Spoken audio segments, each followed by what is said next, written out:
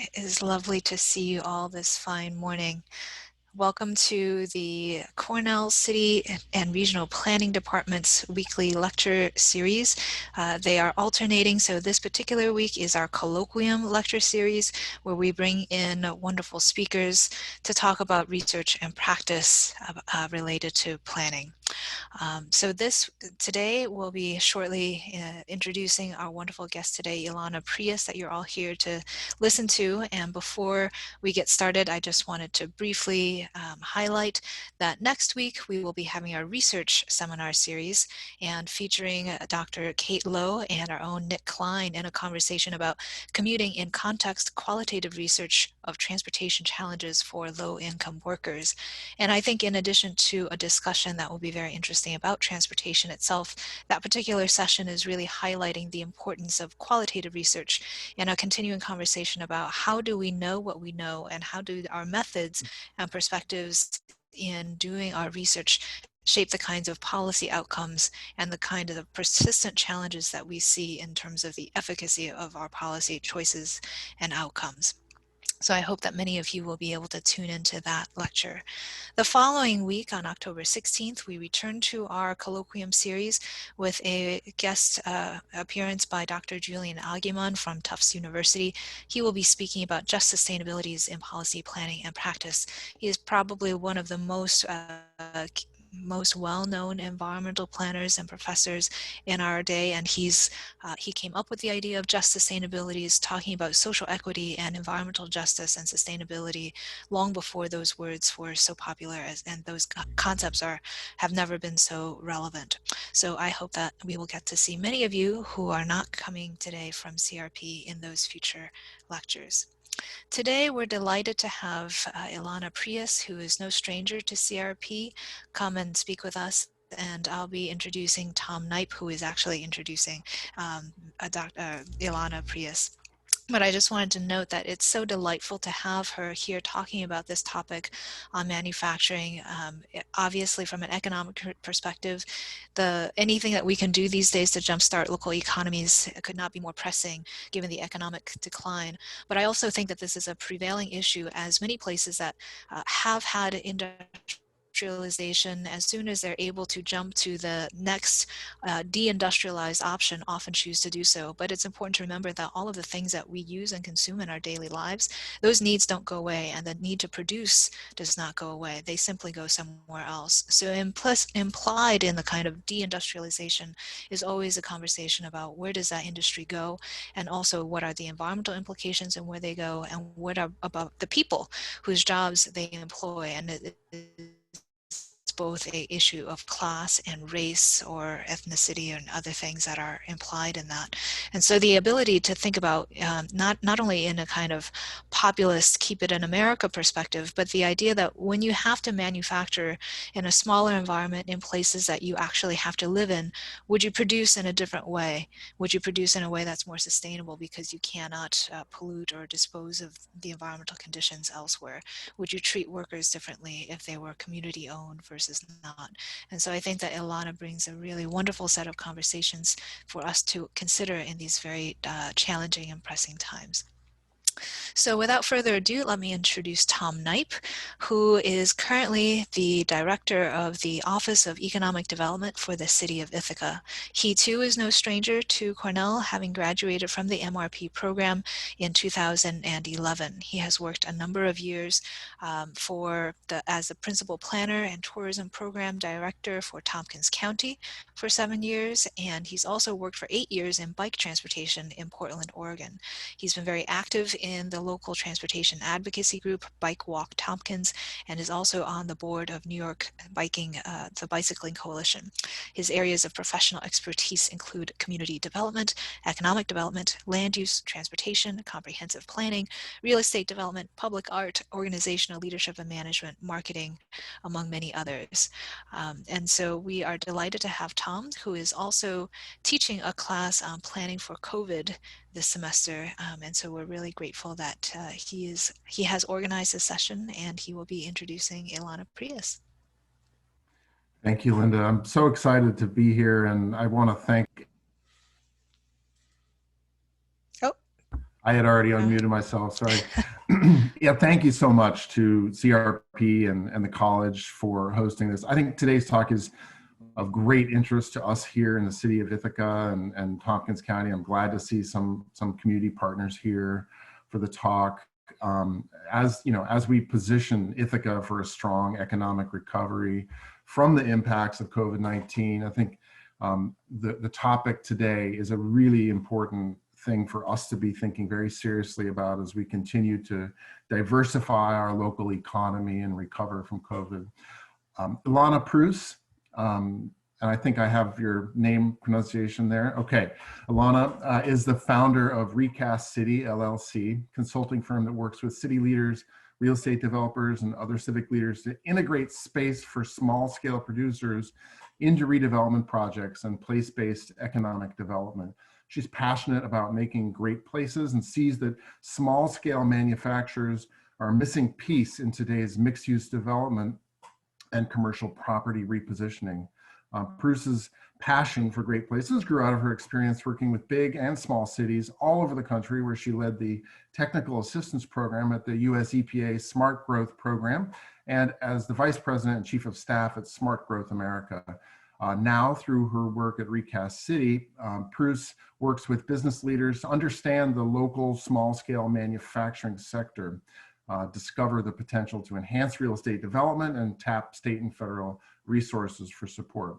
In 2017, she co-authored Made in Place, Small-Scale Manufacturing and Placemaking in partnership with Smart Growth America, and she co-authored Discovering Your City's Maker Economy, a field guide for the National League of Cities. She's also co-authored a chapter in Creative Placemaking, a publication by the National Endowment for the Arts. And Preuss's forthcoming book, Recast Your City, which will be released by Island Press next year. So excited to welcome Ilana here today to speak with us about how small-scale manufacturing businesses are a key missing piece to create more inclusive and equitable wealth-building opportunities in our community. Um, I would be remiss if I didn't mention that Ilana is also an alum, a graduate from URS, and she also has a master's degree in city planning from the University of Maryland. So please join me in welcoming Ilana back to Cornell. Thank you, Tom. And I really wish I could be there with you guys in person and get to experience Ithaca with all of you again. So you'll just have to invite me back again once we get to all be there in person. I'm really excited to be here with you guys today to tell you that what I learned in the Cornell Urban Studies program is the foundation of everything I do is probably an understatement, but I had no idea that that was the case at the time.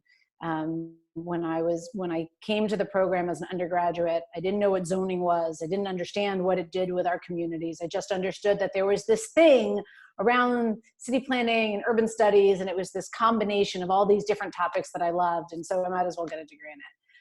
And lo and behold, I ended up getting a master's degree in it and then being in the field the entirety of my career. So I feel really special and lucky to be able to continue to work in this field and then talk with you guys about it today. I'm going to give a talk today that is in some ways a culmination of everything I've learned in my career. I graduated from Cornell in 1996. So there's a lot of years in my career so far, but a lot more to come. And part of what I love about planning is how many different parts of our lives it touches, and what a responsibility I feel, and that I hope after this talk you feel, about how planning and architecture and all of the parts of our programs really touch people's lives directly and touch our economy very directly, and not in a passive sort of way, but in a very proactive kind of way. And if there's one thing that I hope you can take out of today's conversation is that we as planners, we as people in planning and regional policy or urban policy have an enormous responsibility to do good with our tools, and that we have an ability to do that in all these different kinds of roles that we can serve to build a more inclusive place and a more inclusive economy. So I'm going to share my screen and get started a little bit. So let's get that going. Okay, so this is the really long title that we ended up on, and that's fine. But what we're really going to talk about today is who gets the storefronts. I think in very concrete terms. I can talk to you in zoning language. I can talk to you in the wonky platitudes if that's your preference. But the way our communities actually work is in the basic language of how we talk to our parents or our neighbors. And so the question that it comes down to me is really who gets the storefronts, and how does that create, or how do we have an ability to impact that to create diversity and inclusion through some of our planning decision making. Good morning. First of all, I should have said that in the first place, and I always put that here to remind myself to pause and say that. And I do appreciate that you guys are taking the time to join this conversation today and really think about this with me. So there are a couple of challenges that we're going to talk through today. These are just a few of them that I think about on a very regular basis. And honestly, this is a very regular basis for me in the work that I do. Who gets the storefronts? Which businesses? Who owns those businesses? What does that mean about our work as community leaders, as planners? What does it mean about the community? And what responsibility do we have in terms of all of that? What can we do about it? There's a lot of people who say, well, it's just the market. I have nothing, there's nothing I can do about who's in the storefronts. And that has nothing to do with diversity or inclusion in our economy. And I don't believe that at all. I actually think that there is a ton that we can do proactively about that, and that we have a responsibility to do that. We know that storefronts, I'm going to talk about COVID in a second, but we know that storefronts show us a lot about the place that we're in. It gives us any opportunity to understand sort of where we are, what's the context of the place we're in, the personality of the place that we're in, right? So much about what we do has to do with the personality of the place, the community that comes there and convenes there, the history of that place, the culture of that place, to me is expressed extensively. I have a lot of sunlight, expressed extensively in the storefronts that are in that place. We also can see through our storefronts the neglect that is going on in a lot of communities. I don't know which parts of the US you guys have been in, or obviously internationally as well, but there are a lot of places that have been left behind. These are places that bottomed out in one of the many last recessions, or when major industry left a different part of the country. And so they're really being left behind. Both the place and the people in those locations are being left behind. And who has the storefronts becomes even more complicated, because in a lot of these places, the people who own the storefronts aren't even in that community anymore. And they're sitting on empty storefronts for tax reasons, actually depressing the value of that community.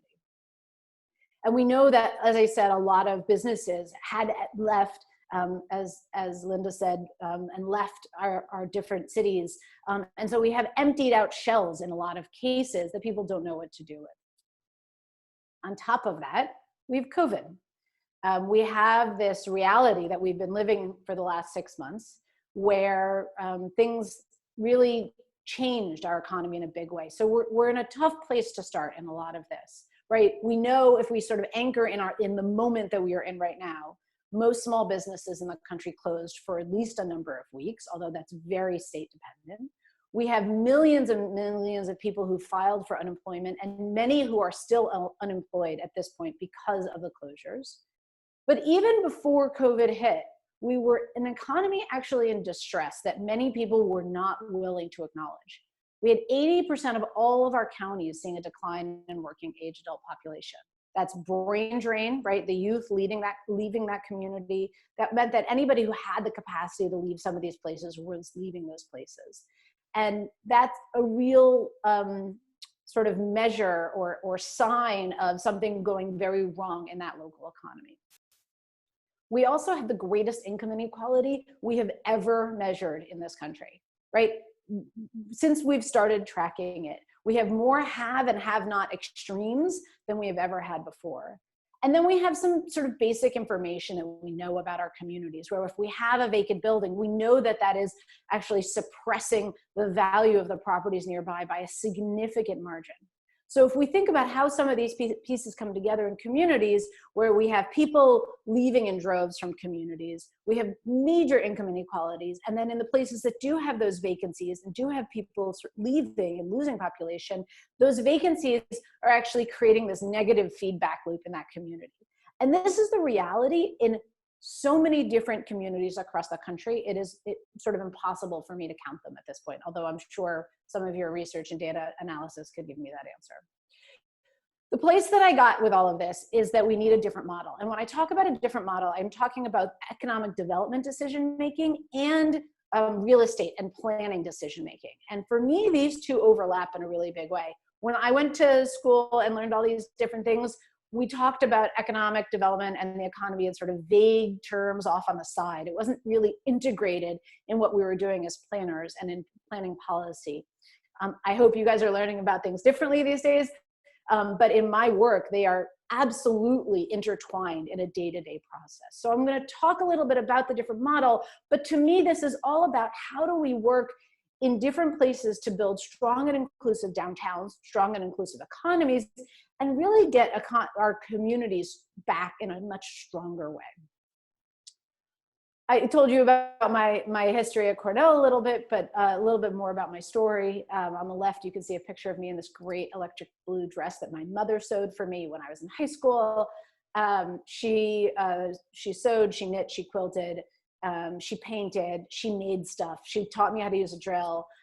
She taught me that I could make things, and she definitely instilled in me this love of being able to make things myself. On the right, you can see a picture of when I had the opportunity to give a TEDx talk. Actually, the 9-year anniversary of that TED Talk was this past week, when I talked about the economic power of great places, where I truly believe that when we create great places, they help us reinvent an economy, and that positive feedback loop comes back through because we've invested in creating a great place. I also have 2 kids. One of them is going to just deferred for a year and will be in college a year from now, not coming to Cornell. The other one who's a few years ago, but who are avid hunters of great things made in different communities. What I do with Recast City, Recast City is a company I created 6 years ago. I take all of this work of planning and smart growth and inclusive economic development, and I squish it all together through a lens of small-scale manufacturing. And I'm going to talk about small-scale manufacturing later a little bit more, but small-scale manufacturing businesses are these, what most people consider micro businesses, generally smaller than 20 or 30 people, businesses that make a tangible product that you can replicate or package. So it's modern manufacturing, it's quiet, it's clean, it's a great neighbor, and in many cases, when it's a consumer product, it's very cool. And I work all over the country working with communities and with real estate developers who recognize that these kinds of businesses can be a huge asset to their projects and to their local economies and to their downtowns. Generally, I love sitting with people around a table, figuring out how to do these things, but I've settled on Zoom, obviously, these days. So I was talking about that default model. And I want to just walk you through how I see our economy has been going for a while. We're going to have 3 things that we're really going to talk about. We're going to talk about how we ditch the default model, and I'm going to define that default model for you, how we can invest in a better way, and then 5 steps to create a more diverse and inclusive community in our storefronts. And these are really specific things that we can do as planners, as community leaders, really from a number of different perspectives in our communities. And all of that gives us an opportunity to create a place that is stronger, more resilient, and honestly more loved. One of the things that I found most interesting about planning versus my career afterwards, I felt like in planning, I learned tons of technical things, technical language, technical systems, technical data analysis. My start in all of this professionally was that I knew how to do GIS and I knew how to do data analytics. Like I was a number cruncher analyst. And the thing that I learned along the way is that planning and placemaking and community building is all emotion. The decisions that people make, the way people feel about their community, the way people advocate for something or against it, it's all emotion. And that we have a great benefit to us if we as planners can really understand what that emotion is, really talk to people about how they feel about a place, and then pull that into based on the data analysis that we know and the information that we have behind it. And so by making places that are more loved and more inclusive, we actually can lift our economy in very specific ways.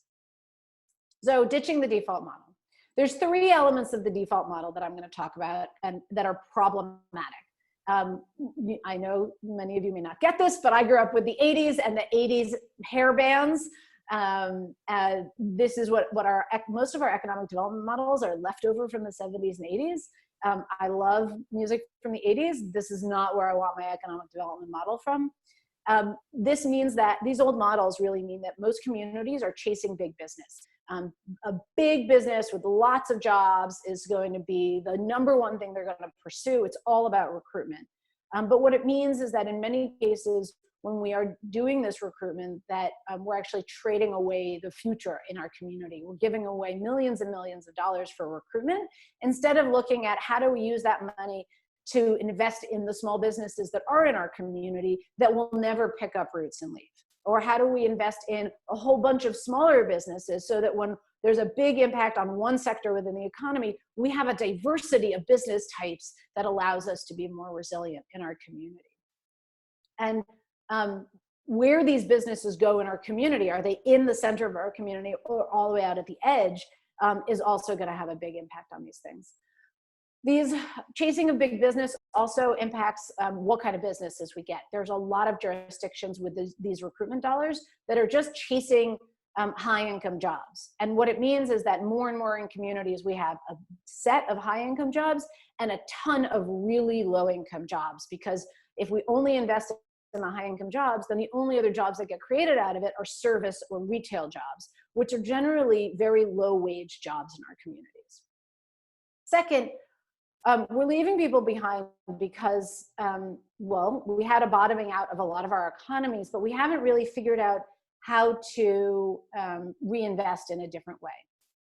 So one of the things that we've seen in the reinvestment that is happening around technology is that the vast majority of money is going to 5 cities. So if you're not one of those 5 cities, you're very unlikely to get any kind of major investment for a technology business and really any other kind of business. On top of that, I don't know how much you guys are familiar with opportunity zones as part of the work that you've done, but opportunity zones came in through the last big tax bill, and it said that people who have major earnings from their capital gains can invest it in a real estate, in a zone fund, an opportunity zone fund, and that fund can invest in real estate or in business growth. What it means is it was trying to, in theory, it was trying to get more people to not sit on revenue that they had earned, but actually reinvested into the communities. What it's done is mostly, and it comes with major tax breaks. What it's done is mostly mean that that money is flowing to the big cities with shovel-ready projects that were going to happen anyway, and people are just able to make more money off of those projects versus some of the money is going to smaller cities, but it's a smaller proportion of the funds. It's smaller projects, and almost none of the money is going into investing in businesses. And in some cases, it's having very detrimental effects because the projects that are going through too fast without community input, and are actually have the potential of creating more displacement and less inclusion in the communities that these are going into. We also have another world of extremes where we have this major racial wealth gap in our economy. Research shows that white households have about 6.5 times the wealth of Black households. And it's not just because of unequal incomes historically, it's because of unequal incomes now. And so if we want to address this, we have to very purposely look at how are we creating more wealth building opportunities for our Black households and other people of color, but very specifically, how are we creating more jobs that are middle income, that are not at the extremes, but really smack in the middle for our communities. This ratio is almost unchanged in the last 50 years because what we have done in the past has been so ineffective. Our third area is really about real estate and planning. So real estate value drops as everything looks the same. This might be something you're familiar with when we talk about sprawl, right? Sprawl, real estate, single family housing that looks, the same 3 houses everywhere in the community. But we have this even in mixed use. Developers have figured out how to create a version of mixed use that still looks like vanilla, and I'm not really sure how they manage that. Where you look at it, or even you're in it, and it has the same chains of stores, it looks just like everywhere else, you don't know where you are in the world. And what we've seen over time from other work is that the places that do not look like they belong to a specific location, that don't have that special feeling, do not hold their value. They actually lose value faster than other things. On top of that, we have this long history of spreading retail like expensive peanut butter across our communities. We built very large malls all over the country. But then also when we moved towards mixed use development, a lot of communities required ground floor retail in every single mixed use development, vertical, versus saying we can have it as a use next to each other on a block, horizontal mixed use. And what that means is when we require vertical mixed use everywhere, it means that the cost of construction is higher because of the type of construction necessary. And it means that we're creating more, continuing to create more retail than we need in most places, as opposed to saying, where do we want people to congregate? Where do we want the people to flow through? And let's really specifically put that kind of mixed use there versus this more nimble and more detailed oriented of things that might be able to be next to each other. And then in many communities, we have an approval process that is either long or unpredictable or both, where jurisdictions are not getting to a point in many cases to say, this is what we want and you can do this by right. We want, horizontal mixed use. These are the ratios. This is what we want the front to look like if it's a downtown property. And so there's a ton of negotiation. There's a lot of unknown for developers. There's a lot of opposition.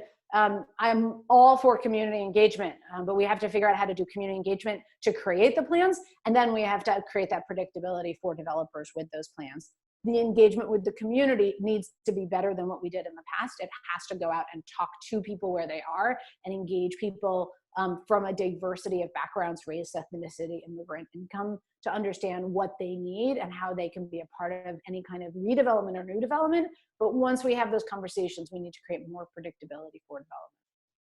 So where does this get us in terms of all of this?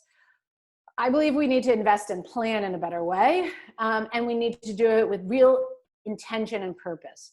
And I talk about intention and purpose because there are a lot of things that planning has talked about doing for decades. And I think that without being incredibly detailed and purposeful about how we're doing it and how we expect ourselves to do it within the field, we're just not going to get there. So there's three secrets that I talk about. They're not secrets, but there are three secrets that I talk about to really create this new economic reality that's much stronger. And planning and design and architecture are a huge part of this. So first, place is key to economic strength. Investing in specific places, right? Downtown Ithaca, the Commons, is a place that you can identify. And I hear that it has been amazingly renovated in the last many years since I was there. And I would love to see it someday. But the place is key to economic strength. So no matter what community we're talking about, if it's a neighborhood center, a neighborhood main street, or a downtown, or a different part of the community, identifying that place and having that place have an identity and investing in what it means to have that place is key to economic strength. And then we have to look at what makes it unique, because that's what helps create this economic longevity for it. Does it look like everywhere else in the country? Does it look boring? Is there something that's unique about the storefronts, the businesses there, how it looks, the character of the buildings that make it unique? That's what ties people to a place. That aesthetic beauty is, in fact, one of the three tenet things that ties people to a place. This is an old study by Soul of the Community called Soul of the Community. If you've never looked at it, it's totally a study worth looking at. Soul of the Community by the Knight Foundation and Gallup said they were looked at a number of years in small and medium-sized cities and said what ties people to a place. And they came up with three things, and it wasn't job opportunity or economic reasons. It was that they felt included, there were places to gather, and there was some aesthetic beauty, either the built environment or the natural environment. Right, so we have to think about all of those things as we're reinvesting in places, as we're in places. And then the third secret to this new economic reality is connection. There's lots of research that shows that when disaster happens, like in Katrina, the business owners that had strong relationships, strong personal relationships to other business owners were much more likely to survive the catastrophe. So if we really want to think about economic resilience in our community, we have to make sure that business owners are well connected to each other across racial lines, across income lines, across ethnic lines, whatever lines you have, and every community has lines. We have to make sure that people have strong social connections to each other, but also to the jurisdiction, to the economic development authority and the systems that can support them. And we know that diversity and inclusion in our storefronts helps us get to all of the way there. So there's a new path forward. And this is, in fact, as Tom mentioned, I did write a book. I'm done with the writing part. It is in the sausage making process with the publisher, which is very exciting because I've never written a book before. And it comes out in the spring of 2021. But there are 4 things to really think about how to do this new path forward. And it means investing in the people who live in a place, investing in that place with those people, which is a big part of where planners come in, creating a new structure to support and scale these investments, which also has a lot to do with policy and decision making, and then thinking long-term but acting now. So I worked for a long time with a lot of communities that we did really long, big master plans, comprehensive plans. These days I focus on what can we do in the next 3 to 12 months, because we need to show people that there are short-term wins that they can feel and experience so that we can get them bought into bigger, longer-term, harder things that might be going on in a community. And so we have to always be thinking about this combination, because it is that emotional connection that I was talking about before. And to really build that emotional connection, we need to give people those short-term wins that they can see and feel. So how does this all connect to small-scale manufacturing? Because this is what we're really here to talk about. Small-scale manufacturing businesses, to me, are this missing piece. So as I said before, small-scale manufacturing businesses are any business really up to 50 people, but generally up to 20 or 30 people, that make something. They make a product that you can replicate or package.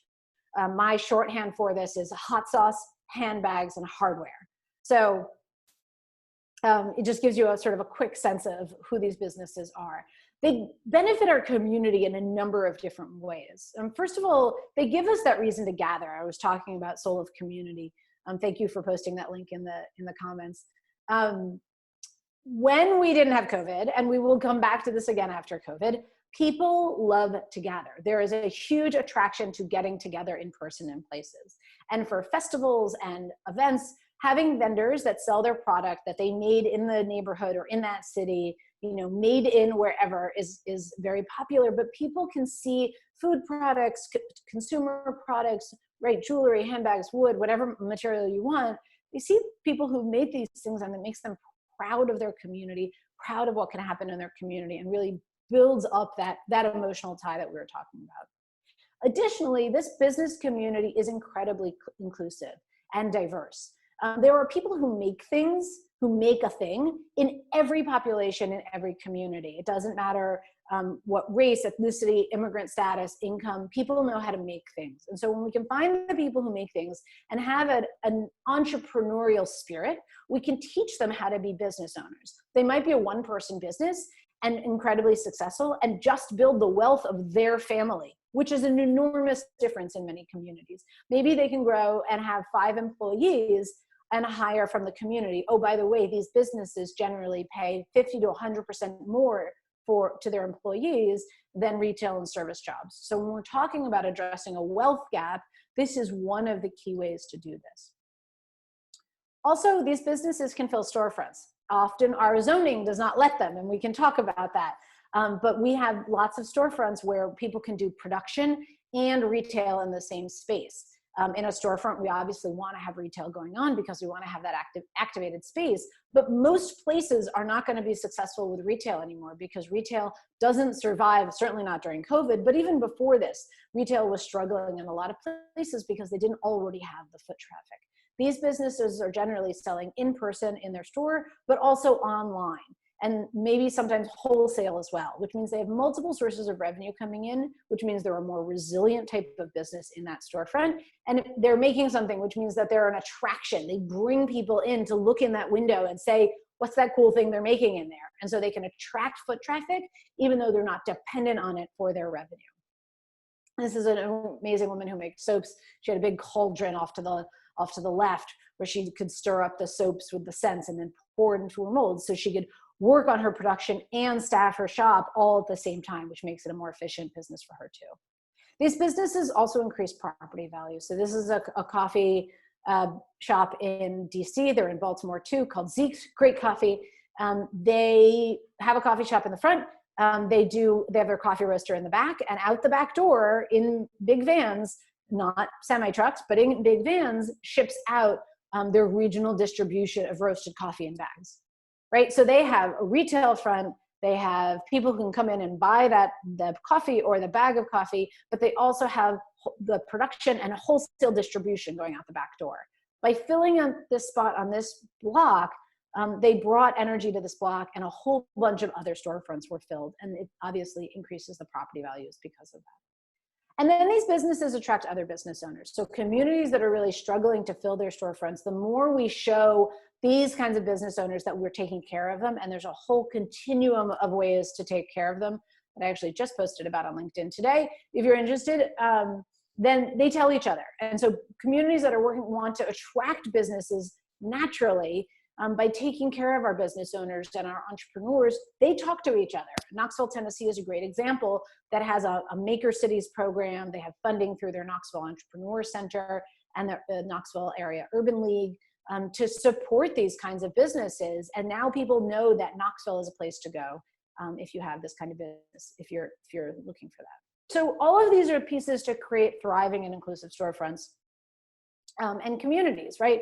I'm going to tell you a little bit more about who are small-scale manufacturers. So small-scale manufacturing businesses come in a number of different shapes and sizes. They are artisan businesses that might be using a small set of hand tools or small sets of tools within a shop. It might be one person, it could be 5 people, but they're small.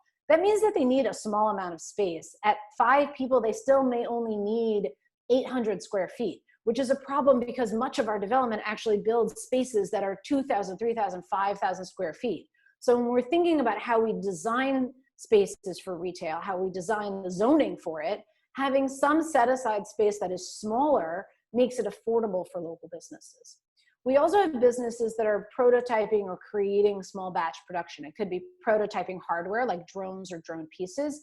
It could be small batch production of food or textiles or other kinds of products.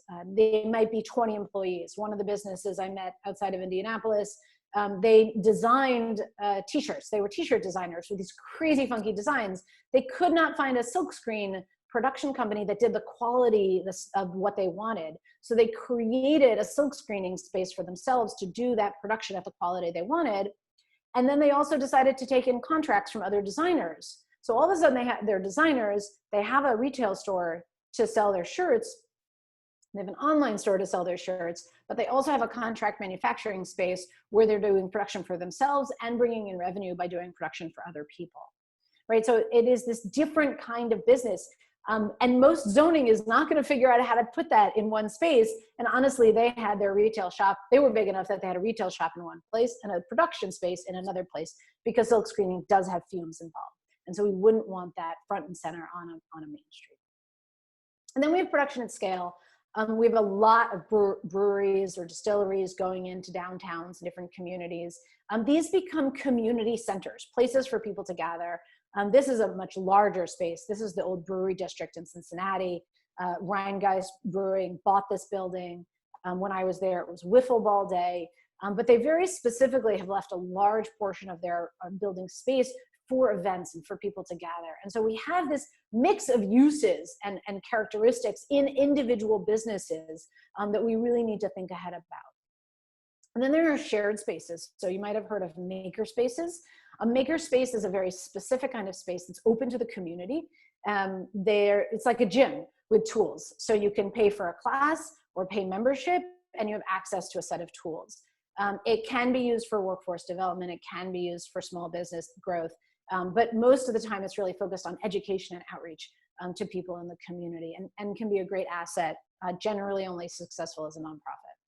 And then we have shared spaces in specific verticals. So a commercial shared kitchen is probably the most well-known kind, where businesses who are food businesses can go and pay for a set number of hours or a set space and use the commercial kitchen that is already the health stamp of approval for a set number of hours, which means that they don't have to, they can grow out of their own home if it's a state that allows some amount of production at home, or it means that they don't have to cover the cost of building out their own space themselves. A lot of times these spaces also come with some kind of business development support as well, formally or informally.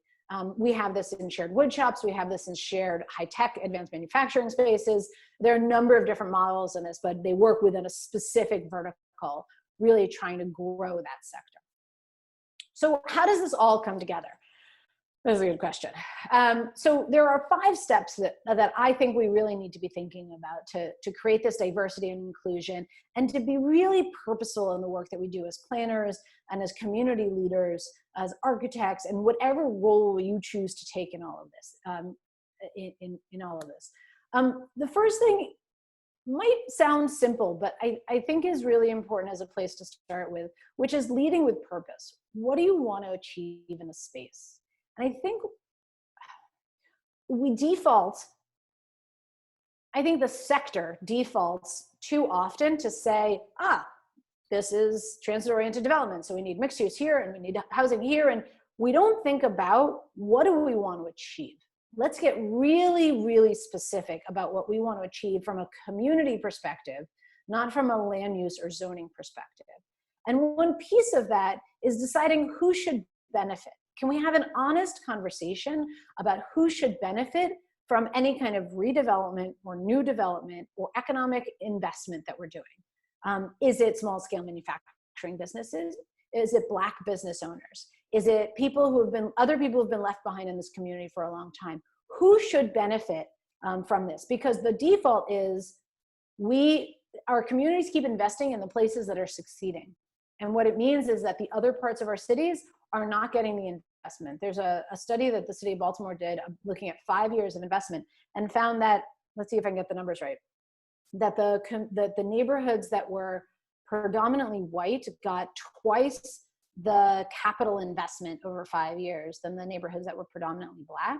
And they did striped the numbers in a different way and looked at it across income levels. And they saw that the higher income neighborhoods got 3 times as much investment as compared to the lower income neighborhoods. And they were one of the only cities I found who's done a study like that, right? They really wanted to understand where did their capital investment go, right? This is roads and schools and all of the physical infrastructure that the city invests in.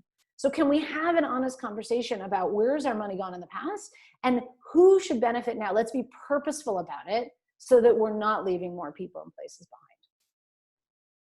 And then we need to shape our zoning based on these outcomes because we're going to be making trade-offs. And I think that there's a little too often folks are saying, well, you know, highest and best use.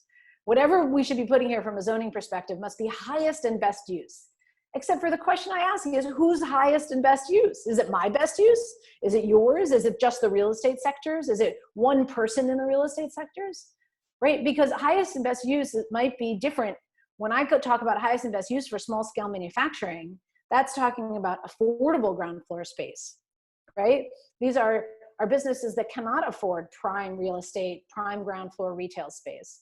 And so there is this, I think, this big question about how do we really figure out what should we zone for? What are the policies we should be using? What should we be investing in? And what do we need to get out of that as part of the community? So the other thing we need to do is actually get out from our offices and behind our desks. Market analysis just doesn't tell us enough about what's going on. Market analysis is why nobody ever talked about small scale manufacturing. They've been there, but they're not part of any kind of automatic market analysis that anybody can do. When I do my work, I go into a community, or at this point right now, virtually go into a community, and I one by one find small scale manufacturing businesses because there's no aggregate database. So if we do an economic analysis for a community, these businesses that could be a huge engine of economic growth in the community get completely washed out. There's no way to pull them out right now. So this is how we get out there and we actually talk to people and we interview people. I would say make sure you have really good skills of talking to people, learn how to facilitate conversations, learn how to do a one-on-one interview, check out user research techniques, and really understand how do you ask open questions to people so that they can really trust you and share their thoughts with you. And then we have to build new relationships to get there. Partnerships, connectors. I usually actually talk about connectors with a capital C. Nobody in community leadership, no matter what your role is, knows everybody in the community unless you're a really, really, really small town. And that means that we need to have partners who know different parts of the community, or we have to build relationships with connectors who are known in their community and trusted in their community and believe in the future of the community and want to see something happen. This is a space in Philadelphia called Macon Studios. A developer came in and bought the old industrial buildings to rehab them for multi-tenant small-scale manufacturing, right? It's co-work building for small-scale manufacturing, but at the same time went directly into the neighborhood to work with the neighborhood residents to say, what can we do to support you? How do we get involved in more detail in the neighborhood? We want this to be a benefit for you. So one of the other things that they did is that they bought some of the more dilapidated homes, helped rehab them basically, and then sold them back into the neighborhood, right? So all of these partnerships and connections start making a big difference. And the developer, if you're interested, is called Shift Capital. So why all of this is all of this important? And I see questions coming up, so please feel free to throw them into the chat. And as soon as I'm done, I'm happy to start taking questions, which is going to be very soon. Why do I look at all of this? It really comes down to some pretty basic things, right? I believe that everybody deserves to live in a place that feels valued, where they feel valued. And that means bringing Main Street back to life in every community that wants to have a Main Street, right? Because that's a place where people can come together and feel valued. And we know that having a downtown actually creates this positive feedback loop to help attract more investment in the economy and more investment in those businesses. I also believe that we have a responsibility to grow local businesses with living wage jobs. And that there are some really specific things we can do to get there. And we don't need to sort of just wave our hands, as many communities do, and say, well, I don't know why we don't have strong small businesses, when there are really specific things we can do to get there. And that as planners, it's not just about economic or business development growth programs that might need to be there, but we actually have to plan for spaces for these businesses and really be proactive about who we want to create space for, how we want to create that space, and the partnerships to create that space for them. And then I do believe we have a responsibility to create these communities that are loved and thriving for everybody, that are inclusive, that show the diversity of our community and really prize that, because that is the uniqueness that stands out in a community, that is being true to what a place is. So if you want more information about all of this, you are welcome to sign up for my Recast City newsletter, recastcity.com/newsletter. Really obvious. I am on LinkedIn. Feel free to connect with me on LinkedIn. Everything I learn from other communities really goes up on LinkedIn in the fastest place, because there are tons of places that are doing really cool stuff. You're also welcome to follow me on Twitter as well.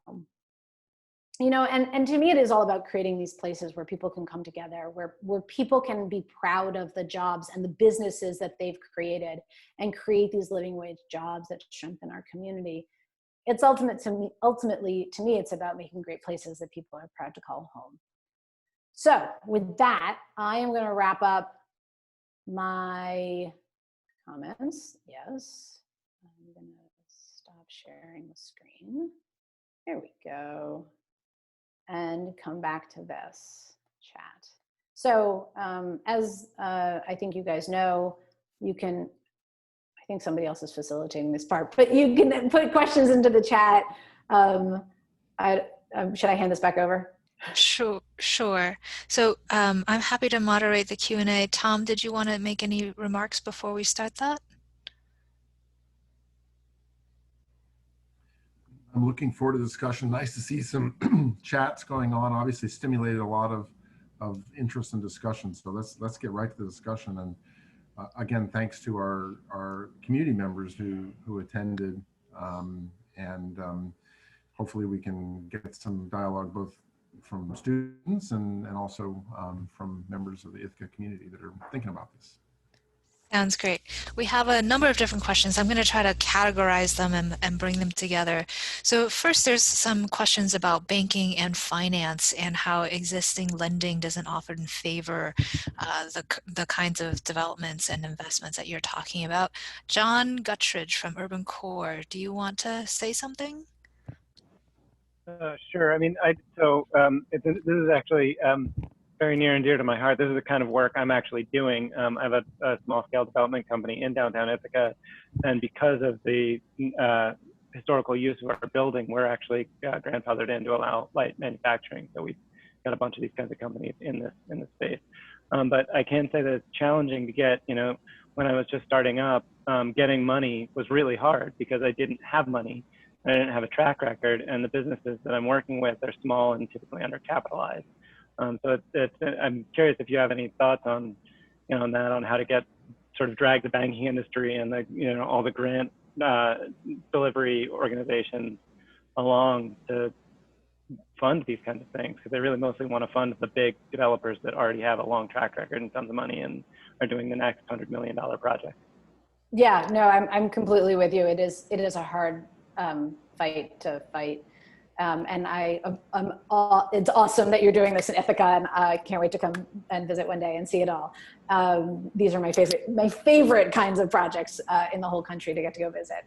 So first of all, thank you for doing that in Ithaca and bringing this question. Look, I think the baking industry for the most is antiquated, right? They're really behind. They were brought kicking and screaming into mixed use, right? And that's in the last 10 years.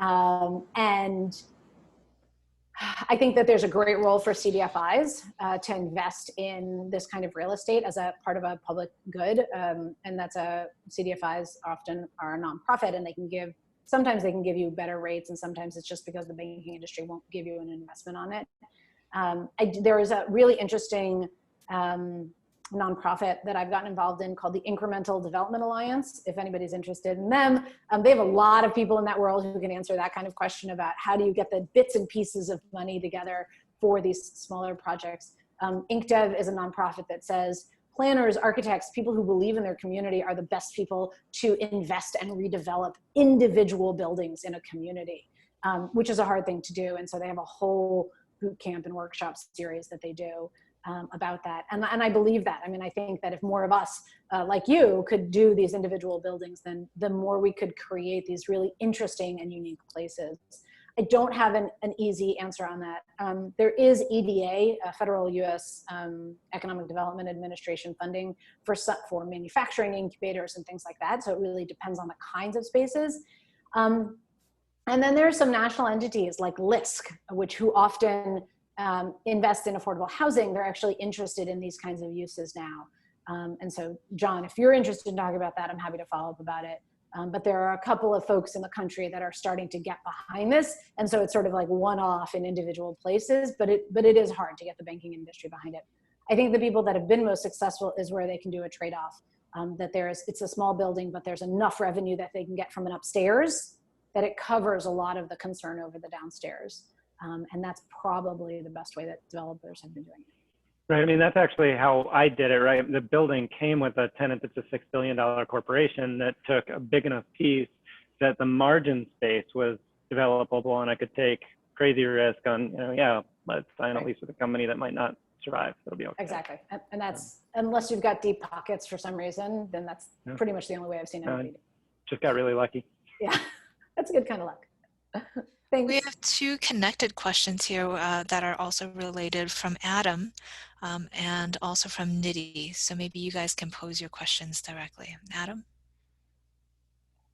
Sure, yeah. So I was curious if there's any particular economic policies that can help drive the initial establishment of all these small businesses. I'm thinking how a lot of big businesses, municipalities often compete using things like tax breaks to try to encourage them to come to their towns, but how can you do that on a small scale for these small businesses? Yeah, and let me just get one more in here, Nidhi. Yeah, hi, thanks, Ilana. I was curious, what role do you see for local chambers of commerce or business improvement districts in promoting this kind of small scale manufacturing? Great combination, thank you. Glad I waited for the second part. So there's a lot. And business improvement districts are part of the solution. So one of the most successful projects I've had a chance to work on is actually out of Columbia, Missouri, and it's a community improvement district called The Loop. This is a mile and a half corridor. The property owners got together and said, we can be a lot more than we are now. It's small buildings, lots of parking lot, some, car sales, an old property that the University of Missouri owns that they haven't used in years. Like it's a no man's land kind of space that has 4 lanes, 2 in each direction. That's just heavy traffic cutting around the highway.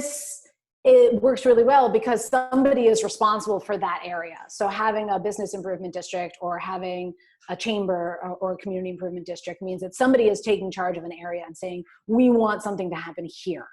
And we worked with the Loop to identify small-scale manufacturing businesses that were already in the neighborhoods nearby, but also in the region. And then we looked at what are their barriers to success, what is already working in their community, and like you were saying, Adam, what are there any kinds of programs for business development that are already there? They had some small amount of business development programming for startups, which is an important piece. But it in fact didn't feel accessible to people who were coming from the Black community or the Latino community. And that's a reality in a lot of places where a community has some amount of program, but other people don't feel like it belongs to them. And that's partially about who runs the program, what do they look like, where it's held, right? All of these pieces feel like code to different people about whether or not they belong or not. And so we have to recognize that instead of fight against it and say, okay, let's figure out a way to do this so that people feel included. One of the things that we found with the Loop was that there's a huge need for commercial shared kitchen space. Enough so that we could say, well, how could we create a partnership around this? And so we ended up working with them to approach the University of Missouri to get a space in this building that they were just holding on to for now, that was the old kitchen in that building, and turn it into a commercial shared kitchen within a year with very low amount of investment because so much of the infrastructure was already there, right? So that we could piece together this gap, the existing programs, and a space.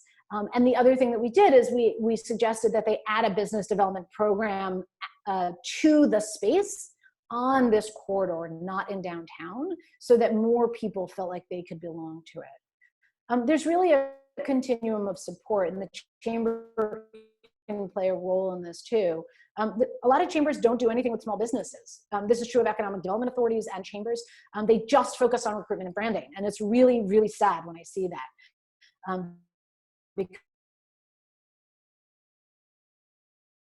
Because there's so much to do to take care of our existing small businesses. But then also to help them grow if that's what they want to do. More communities right now are doing something with their small businesses because of COVID, I think, than ever before. And I'm hoping folks stay with that afterwards. So that's one piece of it. There's also startup programs. There's a whole bunch of different ones, co-starters, We Are Mortar. There are different programs that are for technology businesses and then non-technology businesses to help them start and launch. Then we need spaces for these businesses, right? Is it incubator space? Is it low-cost space? How do we create affordable space for small-scale manufacturing businesses or any other kind of small business that's from community members? I think we have a responsibility that's a public good. Just like affordable housing is a public good, affordable business space for locally owned businesses is also a public good. And we should have public benefits around that as well, which I advocate for. And then also, what do we do when they want to scale? Very few communities have any kind of support for businesses as they scale. Businesses are more or less on their own. And yet, in the technology field, we have a very robust continuum of support through businesses that want to scale. We really just need to copy that and move it over to small-scale manufacturing. And that has to do with mentorship and coaching and programming, but that also has to do with space to scale into and what do we need there. So the Business Improvement District, the Chamber, all have roles to play. The local Urban League has a role to play. There's tons of partners.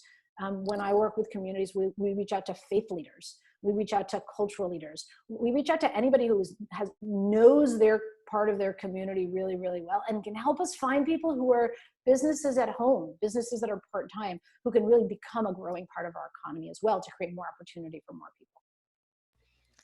I see a lot of questions on gentrification and equity impacts, and I'm going to bundle those together. I'm coming to this. But while we're on this topic of how do you get things going in the first place, I wondered if you could walk us through or give us an example or a kind of typical example of how this happens, because you've mentioned a lot of people, the chamber, the league, the local businesses. Who typically generates one of these and leads that to fruition, and what's the process that kind of is able to mobilize an individual aspiration to become actually an effective coalition to do some of things? To do some of the things I'm talking about? Right. I mean, so with Recast City, we work with communities over, honestly, it's a 4-month process. It's very time bound to make sure that people have this urgency of things happening.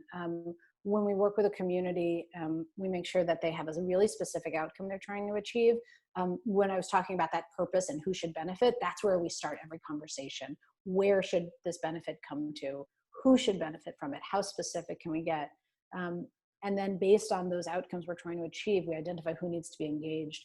I believe in one-on-one engagement. I don't believe in the big public meetings in the public building. I think that we need to go out to where people are. And so the huge amount of work that I do with communities is finding those small scale manufacturing business owners, finding those connectors, those community partners, finding out who can actually help us make things happen. And we go and we talk to them. And when I was doing this on site, we would do I would be in a community for 3 days, and I would do 12 to 14 hours of individual interviews. I facilitate like crazy, but we would talk to as many individual small scale manufacturing business owners in their space of production, because I want to understand what they see, how it works, what doesn't work. And even if we only talk to 20 of them, then we have a really, and those people represent the diversity of the community. We're getting these snapshots of information about what works and what doesn't work, so we can understand what are the big gaps, because things come up time and time again, but sometimes it's really different across race or income or history. And we want to know what those things are, so that we can build programs that are specific to what that community is facing. There are solutions all over the country that we can pull from in terms of actions that a community can take in the next 3 to 12 months, or bigger things to lead towards, like what John was talking about with his project. Like, that's an example of a solution. There are policy solutions, there's branding solutions, there's programmatic solutions, but we have to understand in detail what's going on in that community. So when I work with a community, it's called a Recast Boost, and it's a 4-month engagement to come up with those really specific answers. When we scale this, it's actually a cohort model where we work with 5 to 8 communities at the same time over 12 months, where we train the community leaders how to do this kind of outreach. We actually mentor and coach them through doing it, and the interviews and the research. And then we coach them and support them through their implementation through the rest of that 12 months. And so we can help a whole cohort at the same time, and they really learn a ton from each other and share what they've learned from each other as well. And so that's how we really get this kind of work out in a bigger way. On that issue of scale, we have 2 questions here, one from Alviano and one from Ziyu. Alviano, can you ask your question?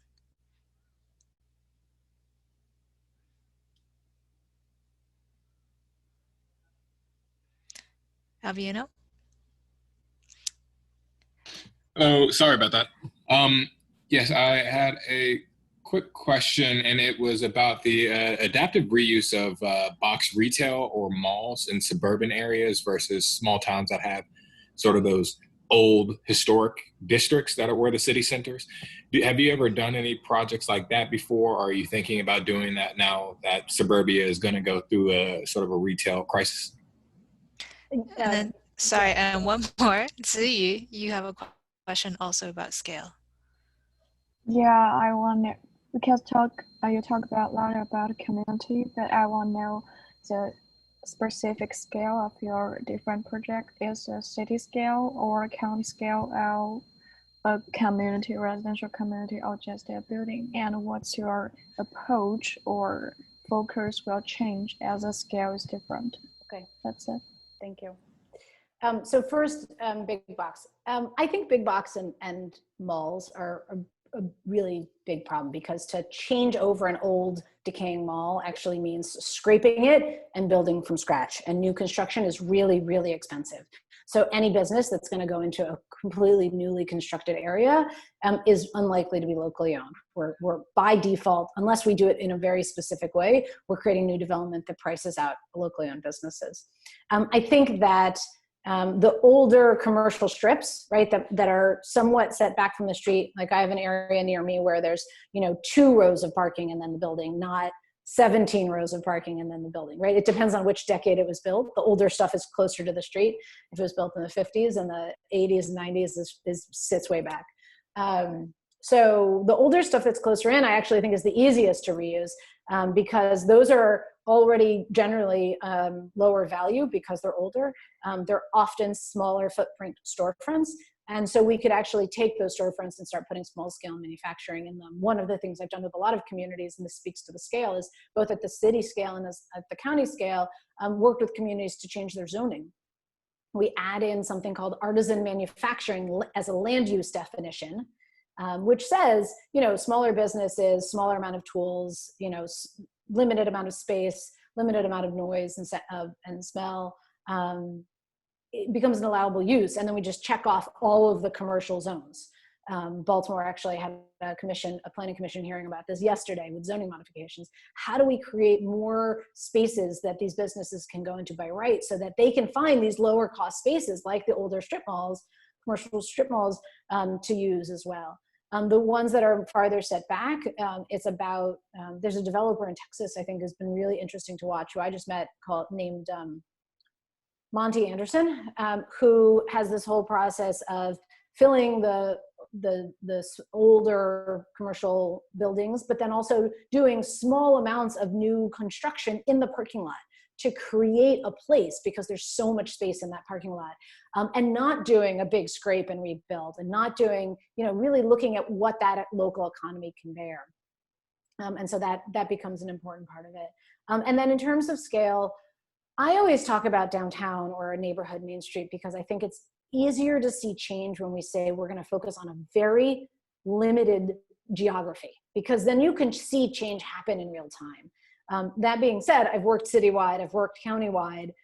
It's just a lot slower, honestly. It's a lot harder to make the changes. So they can make a change at the county level, and there's going to be one change over here. I did Fairfax County, Virginia. Phenomenal to work with the county, but you get these tiny little changes in different places, and it's really hard to build the momentum of a feeling of a place. And each part of the county has a different personality and honestly has different challenges. And so what we did is we interviewed a few small scale manufacturing businesses in a number of target neighborhoods. Do we have a complete comprehensive story of what's going on? No way, right? We have a snapshot. We have a set of that money could do. But it is, I think, much easier to understand when we're looking at, like the set of shops that might be in a old residential neighborhood. How can that benefit? There's a whole bunch of places, at least in the US, where there's the old neighborhood Main Street, right? It might just be 2 or 3 blocks and might be surrounded by housing, but it's been boarded up for a long time and nobody knows what to do with it, or it's, it's just got it doesn't have the uses you want, or it's filled with service businesses now. It's a dentist's office, right? As opposed to a place that can really draw people together. And so how do we start turning those things back over into the uses that bring people together? George has a question. Thank you. I'm really enjoying this and the ideas you're bringing, because they relate to the city of Ithaca in a huge way. This city used to be a fairly significant manufacturing city as well as an educational city, with Ithaca Gun and NCR and a few other places. We have a serious housing problem, deficit. And what we've done is, unfortunately, to my mind, we've eliminated a lot of our industrial zones in hopes of redeveloping them into housing. And the housing we've put in is very large scale. The mixed use projects are all vertical, as you said, they're not horizontal, which I hadn't even thought about. And a lot of the local small businesses, I'm thinking particularly the West End, are being forced out, and the people are being forced out too. And the projects that are going in, I would call gentrification. So I'm wondering if you have any ideas about how to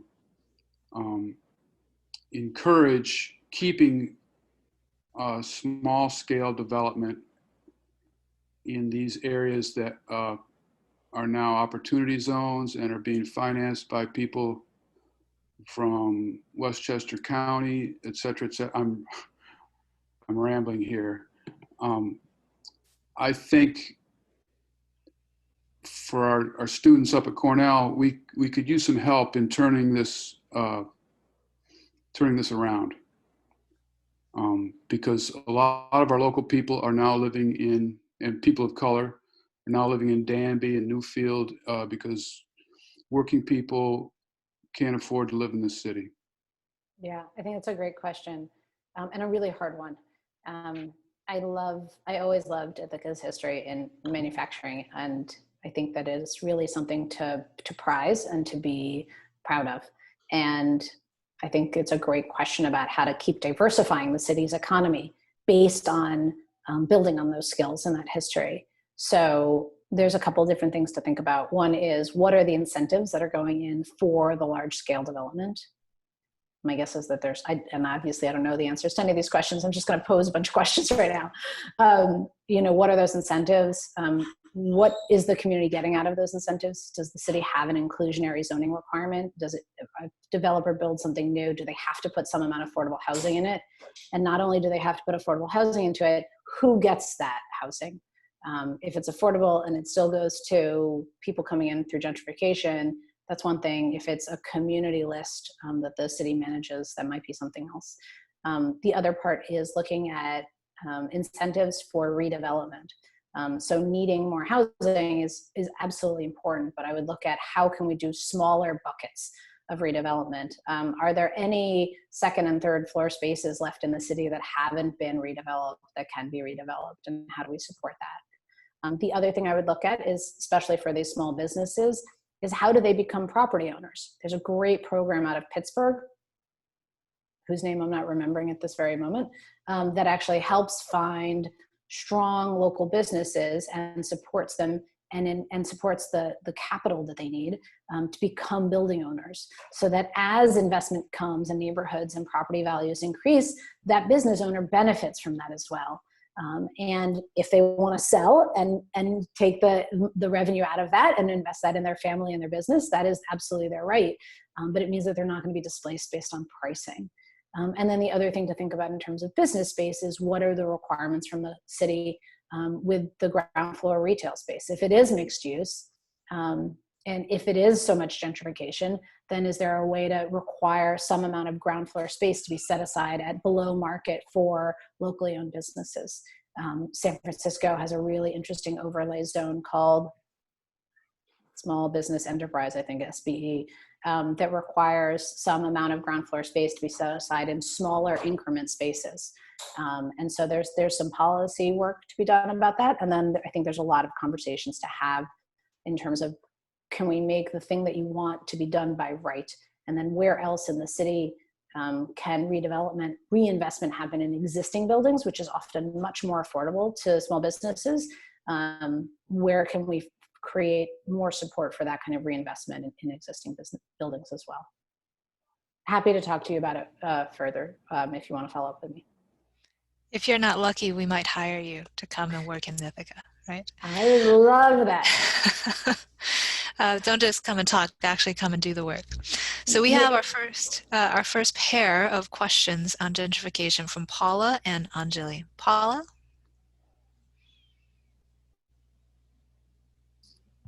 Hi, yeah, I'm sorry. My question was if you have identified gentrification, but I think you talked about it already, as like a long-term consequence, like a negative outcome. and how can we protect these places and communities from these processes. I think the examples you gave from Pittsburgh and San Francisco, that's a little bit about it already. And Anjali has a follow-up to that question. Yeah, hi, great talk, thank you.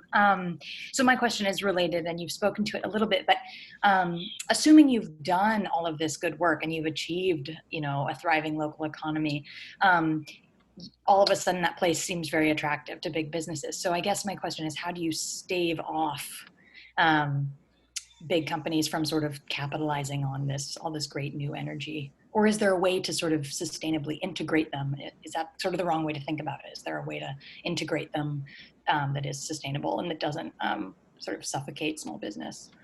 Great questions. Thank you. Absolutely. Any community I work with, I start by saying plan for wild success, because it's exactly the issues you guys are talking about. If we achieve our wildest dreams, right, where the storefronts represent the demographic diversity of that community, where the storefronts are unique, they have small scale manufacturing next to retail and restaurants and bars, and it has that energy and the programming brings people there, the prices of the space go up, right? The value of that property goes up. It is what the market does. And so I do, this is actually stolen from a mayor.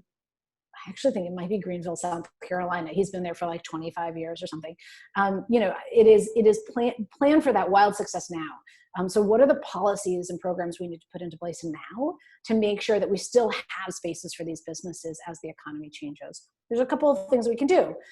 There are land trusts that actually can own a property and say, that the price of the space can only go up to X% if somebody's going to develop on it. And that's been really used in really interesting ways for cultural districts and heritage districts in different parts of the country. There's community development corporations that can actually do development and retain ownership of that development to make sure that the cost of that space stays affordable for local businesses. And then, like I was talking about with Pittsburgh, there are ways to help the business owners themselves become the building owners. You have to make sure that the business has the actual numbers to support it. We don't want to stretch people even farther than they are as small businesses. So that's another piece. And then the other piece, honestly, is local ownership. There are a lot of main streets and town centers that are not predominantly owned by people in the community anymore, or they're owned by a family that's owned it for 100 years and it's been passed down, and like nobody in the family can agree with what to do with it. So it just sits empty for a really long time. There's a lot of that in different places. And so working on figuring out how do we get those properties out of distant owners who might be sitting on a vacant property to take it as a tax loss, or legacy owners that aren't doing any kind of upgrades or maintenance on it, and really get it into the hands of people who are community minded. We obviously can't make a deal happen, but there is a lot we can do as community leaders to facilitate that kind of work happening in our communities as well. And those owners are, you got to understand who your people are, but those owners are much more likely to really look at how do we bring local businesses into those spaces. We have another set of questions that are also related about the price of the things that are being sold by small-scale manufacturing and who that's affordable to. Alekia and, and Austin. Alekia? Yeah, so my question was more related to, as Linda said, when you're planning who gets to be in the stores and what they sell, how do you make sure that you're creating spaces that are accessible and convenient for all citizens? Just because a lot of artisanal products are priced at a premium. If you're selling soap that's handmade or made in a location, it might be more expensive than soap sold at a local grocery store. And how do you make sure, my question is, I guess, how do you make sure that all citizens have access to what they need to buy when they need to buy it in a way that also isn't, attracting big box stores? And Austin? Hey, am I coming through? Like, is my mic working? Yep. Okay, good stuff. Yeah, sometimes it's sad faces. So I mean, my question was just pretty much almost the same. It was given the fact that especially with this pandemic, there's so many Americans. I'd say like the majority of Americans are in absolute crushing destitute poverty, and a lot of everyone who's experiencing that, they can really only depend on these big box stores for affordable products. I mean, it's not really a situation we want, but it's just kind of what a lot of people's lives are. There's lots of articles written about Dollar Tree and Walmart and that sort of thing.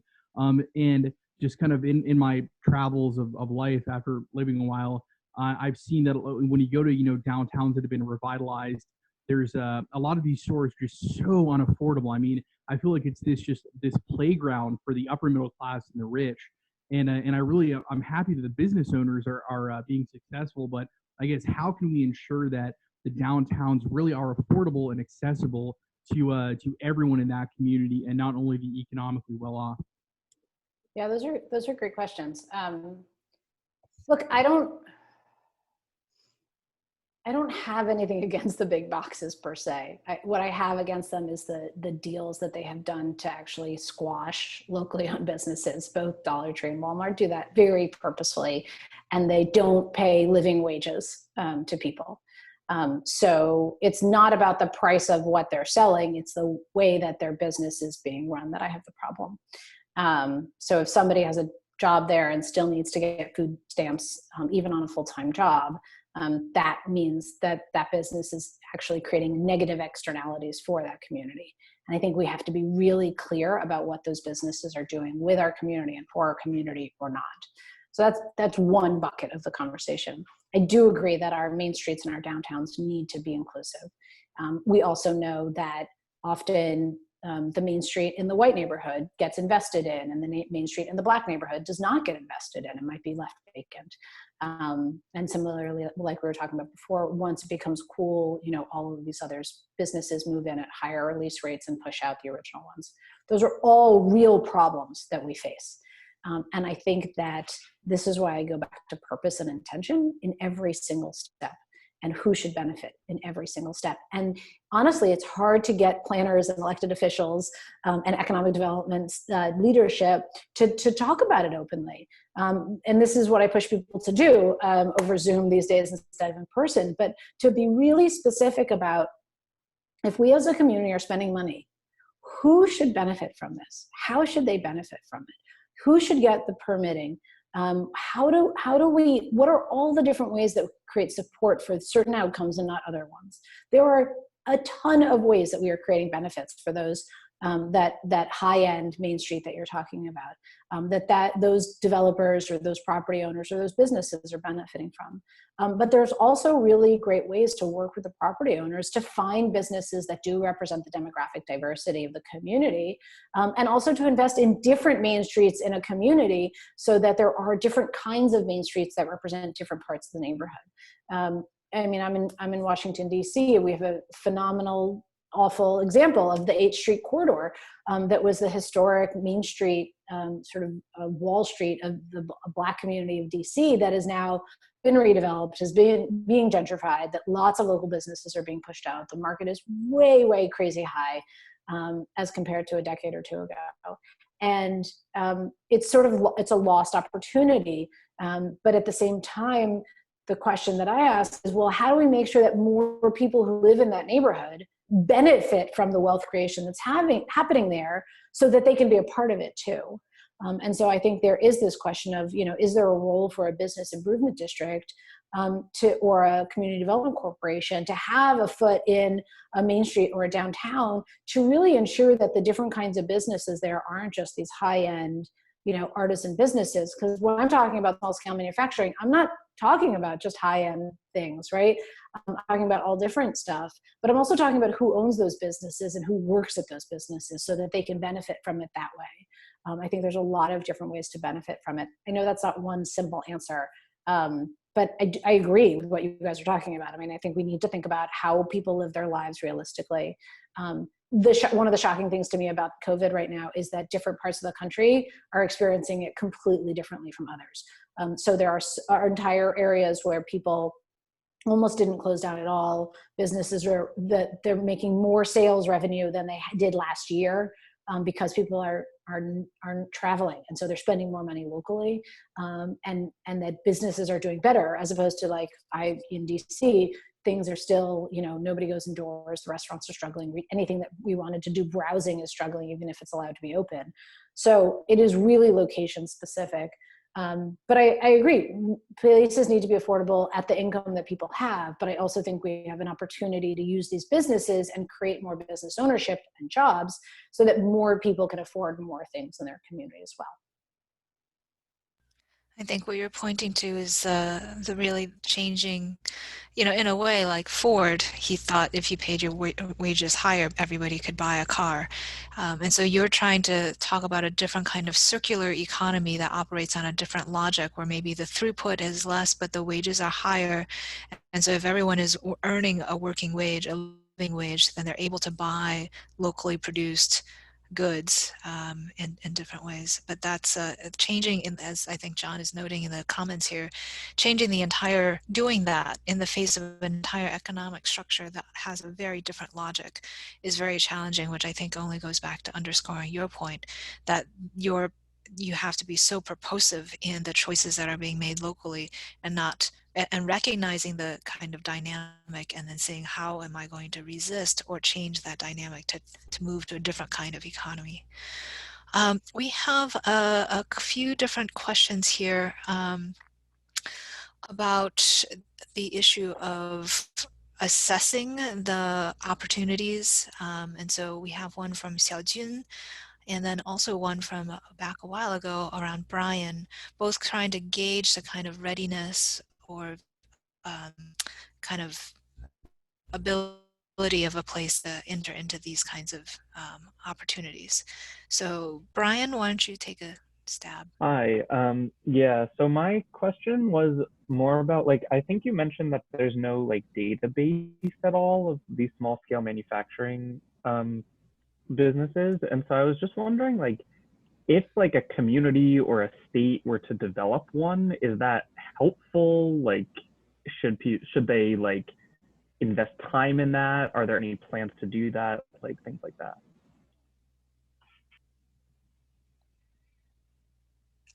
And then Xiaojun.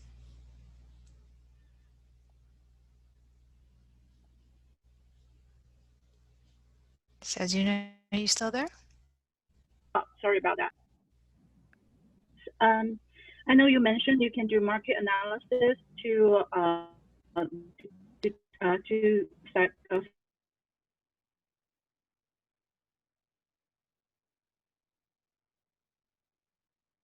understanding of the total needs in a community. Great, yes. All of and started building this list first, that would be great. That's happened in very few places I've been, although it is starting to happen more often, I will tell you. It isn't a category in our NAICS code. So for anybody who knows anything about economic development and job recording and the way the federal government records this stuff, there's a code that's those 5 digits is the one that has different number of digits in it depending on what level of detail, but it categorizes all different kinds of businesses.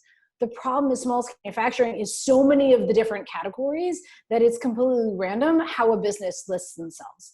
So they might list themselves as manufacturing or production.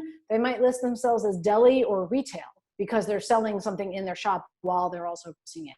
So there's no place I've found. If you guys figure it out, please let me know. But there's no way that I found to go Dun & Bradstreet, Esri, like all of the databases that are out there that let you do it on a geographic basis, they're all very, very partial. And most of them purposely exclusive that have no employees. So they're useless for me. So when I work with a community, I actually have a whole spreadsheet that I work with a community on. If you sign up for the newsletter, you'll actually get a whole email all about how to do this. That is all of the different ways that we build a core list to start with. And to answer the second question, it's not comprehensive.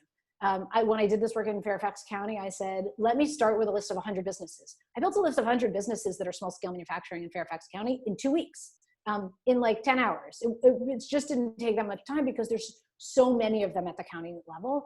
But even when we work at a city level, or even a really small city level, it's mostly word of mouth. It's, who do you know who makes stuff? What do they make? And then you ask those people, who do they know? And then we ask faith leaders, and we ask community leaders, and we ask the chamber and the small business development center and the vendors at the event and the farmers market, right? There's this laundry list we go through to build a starter list. And then as we start doing programming for this community, we find more and more and more of them. One of the things I loved about the project that I did in Columbia, Missouri is as soon as we started working with them, they created a website. You know, it's easy to create a website these days, so they created a website called Como Makes. You can check it out, COMO Makes. And it was a landing page to say, this is important to us. If you're interested and you want to register as a product business, give us your information. And then that's where they started promoting all of this information about programming and festivals and vendors and all these other opportunities.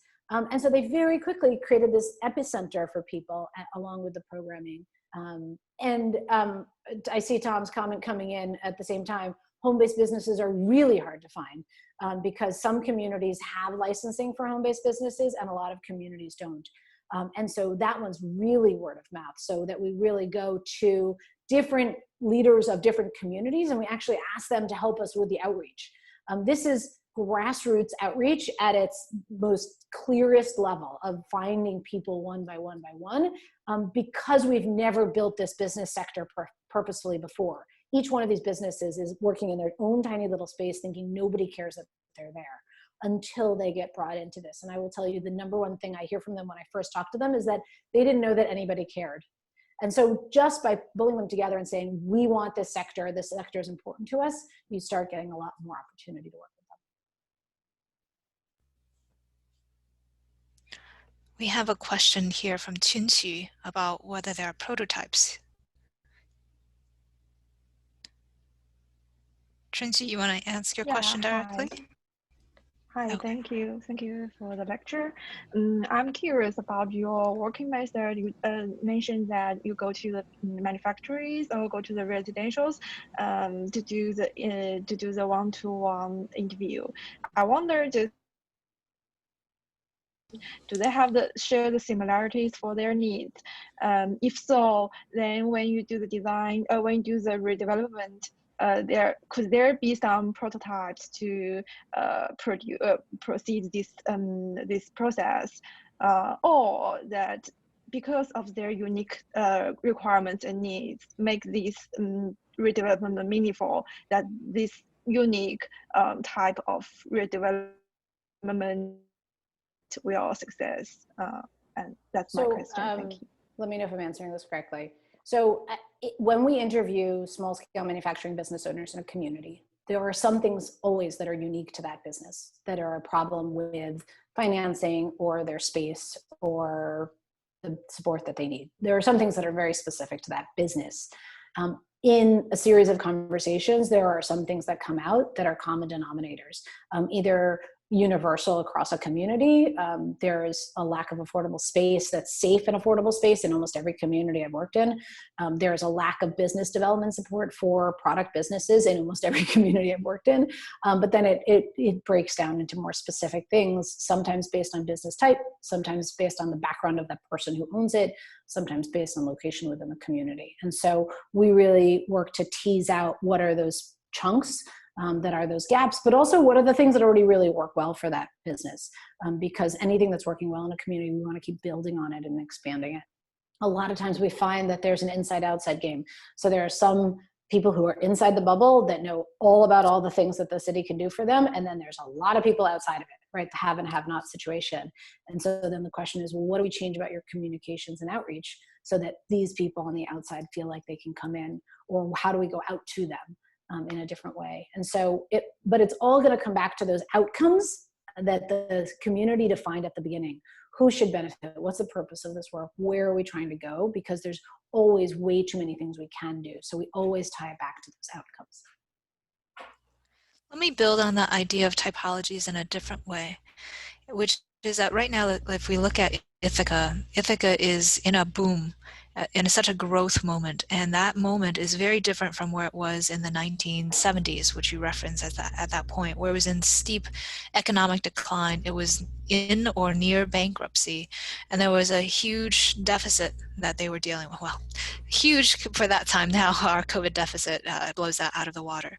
And so the response at that time, the economy, was to say, we desperately need funding, and Cornell doesn't pay hardly anything on its taxes or its pilots payments in lieu of taxes. And so the choice was to redevelop the entire South Meadow Street corridor as big box retail as a key way to generate at a large scale and very quickly more commercial business tax revenue. And so I'm wondering, clearly when you're in a down market, the things that you can demand or that you can do are quite different from when you are at the top of the market, when you might say to Walmart, you can come if you unionize, or you can come if you do inclusionary housing or whatever else. And so I'm trying to understand how when you go to these different places, some of them are in the down market, some of them are in the up markets. How do you begin to convince? And then so there's one issue, which is around like where you are in the economy, but also the other part, which is speaking to the local electeds and the kind of assurance you might be able to get them as to what does this really translate in terms of tax dollars, and the bigger picture you might want to get to. Maybe over a long period of time in that circular way you might achieve it. Is that the argument you make, or is it that they're still going to say, like, I have a $2 million deficit. How are you going to help me fill this hole?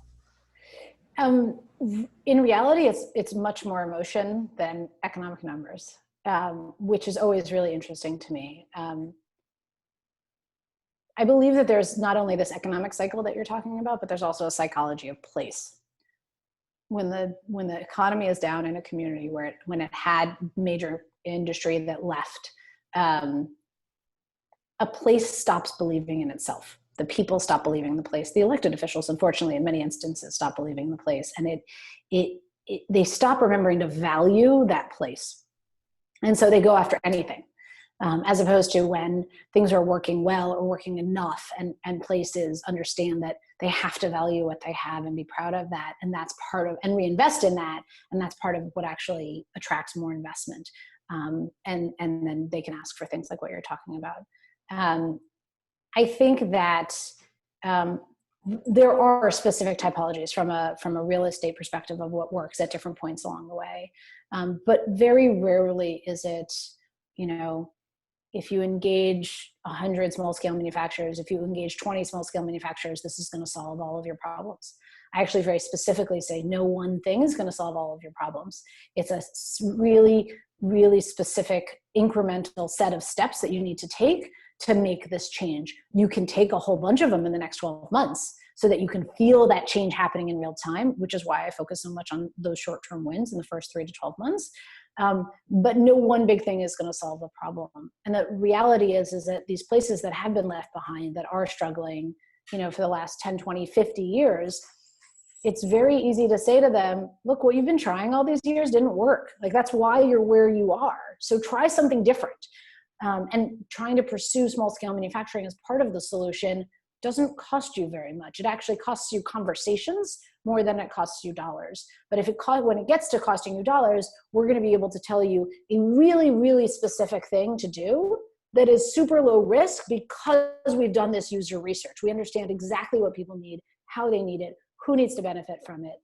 And so we know that the investment is going to be taken up. I was just talking to a small city in Pennsylvania, Western Pennsylvania, that's really, been left behind. I'll say it in a nice way, left behind for a very long time. It has a new mayor. It has a new young mayor. And he is really energizing people to believe in the place again. But they don't have any of the knowledge about how to do that because they have been left behind and sort of honestly crapped on for so long as a community that they need to learn that from scratch. And so something as simple as saying, that in this conversation I had with them, somebody said, we've had so little bits of development over every decade and they all look different. They're all specifically from that decade. There's no coherence to our downtown, to be able to say to them, like, well, maybe we could find a really easy design guideline for you to adopt, right? Like, all of those kinds of steps need to be a part of the process as well. So I think there is a typology along it, but some of it's programmatic, some of it's policy-based, and a lot of it has to do with the way the real estate is developed as well. I'm really glad that you brought up the small community in Pennsylvania that's been crapped on for so long. And it's impossible to ignore the kind of political polarization that we see in our country, and that drops a bombshell in your lap every morning when you open the news. But you've been working with communities on the ground, and I think certainly in my classes, the students are trying to grapple with how do you take the national polarization, and that's seen not only in the United States, but in so many different countries all over the world. How do you see that manifest on the ground? And I've said to some extent, I think that the issues are somewhat reduced because you're talking about nuts and bolts issues, but I'm curious to see like what your reaction is, and how do you navigate those challenges or build bridges across people who have clearly very different views? I think it's very different at the local level, and it's actually why I've chosen to work at the local level. I did federal policy, I did national engagement, I did state level policy. Those are all of the decisions are politics, but they're, I think, just harder at bigger scales. I think when we get to a local level, there are some places where the local politics is totally siloed and dysfunctional, and people cannot agree on anything. I don't know what we do with those yet. Like, leadership has to come out of that community in some way. I'll put those aside for the moment. In other places that are across the political spectrum of all different sized places, they believe in their community. And some of them may not believe in small scale manufacturing. And honestly, I don't end up working with them because that's not who I end up talking to. But there are people who believe in their community from across the political spectrum. I may not agree with them on all of their other politics, but we do agree on reinvesting in the community and the quality of a community, and it's the people who live there now. And I find that most of the time, people are open to the idea that the people who live there now are actually the greatest asset of the community.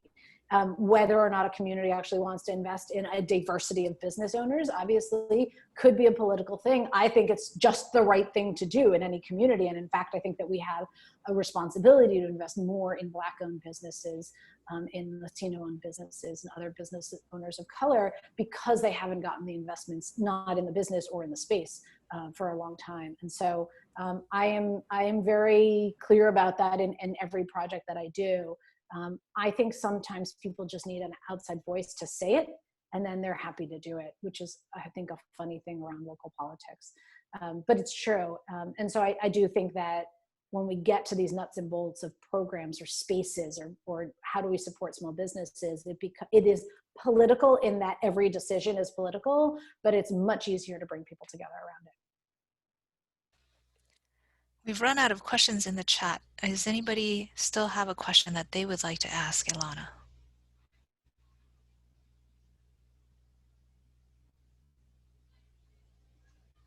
I can also give people, I think did I put in here, if you want to connect with me on LinkedIn, I just put that link in the chat box.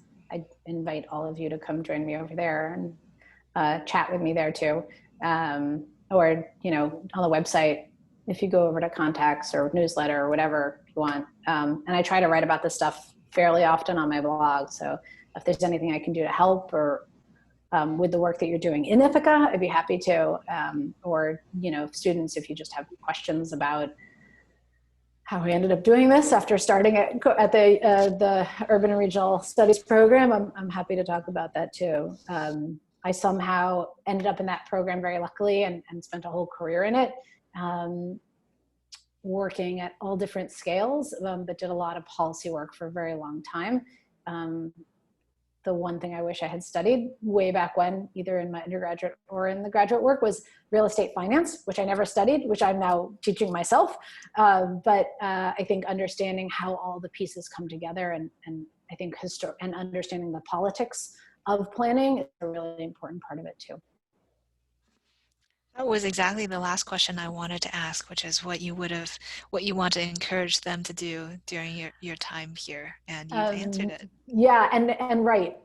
People look for your history online, which is really hard to do once you're just straight out of school. But the thing that I didn't do for a very long time in my career was write under my own name. I wrote under lots of other people's names and programmatic names, but to write about what you think about what's going on in the world, even if it's short pieces, I think makes a big difference professionally. So writing, learning how to give a talk is a great thing. But from a technical standpoint, I think understanding politics, political organizing that you can do from inside of government or outside of government is a huge part of getting things approved and changed, and understanding how that works. And then some of the nuts and bolts around financing, because a lot of times communities zone things that just don't pencil. And if you can't run a pro forma on something that you want to propose in zoning, then it's much harder to really understand if that zoning makes any sense in that community. Wonderful. All right. Well, thank you so much. And we'll just I'll just leave this open, and if anybody wants to stay a little bit after to chat informally, we'll stop the recording. But let's all unmute and give Ilana a wonderful round of applause. Thank you.